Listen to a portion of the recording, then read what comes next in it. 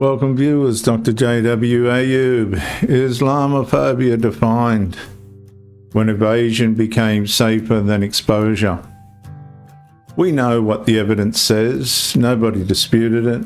And that was the strange part. The documents remained on the table, the testimony had been recorded, the sources could be checked, yet the meeting had somehow moved somewhere else. Was publishing responsible? Could the investigation offend people? Would examining the ideology encourage prejudice? What language should be used? Should the researchers' motives be examined first? 20 minutes passed, nobody returned to the evidence. This investigation begins after exposure has already been replaced by something safer, evasion. It's exposure removed by evasion, because exposure creates consequences. Once evidence concerning a doctrine, institution, extremist interpretation, political movement, historical claim or harmful practice becomes visible, somebody may have to examine it, rebut it, acknowledge it, or act upon it. Evasion requires none of those things. Attention simply moves from evidence to language, from the claim to motive, from verification to potential offence, and from what was discovered to whether discovering it was appropriate. Genuine anti-Muslim prejudice remains different.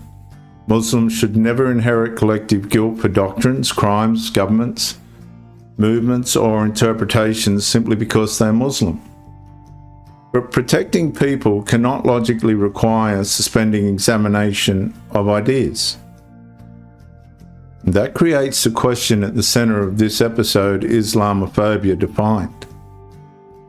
Viewers, can accusations of Islamophobia sometimes provide an easier route around uncomfortable evidence than directly confronting it? If the evidence is wrong, expose the error. If the interpretation is dishonest, demonstrate why. If the conclusion fails, rebut it. But when none of that happens, and the conversation instead attacks the legitimacy of exposure itself, of study, of investigation, of attempts to verify, something important has changed. The evidence has not disappeared. It has simply been surrounded by reasons not to look at it. And eventually evasion becomes safer than exposure.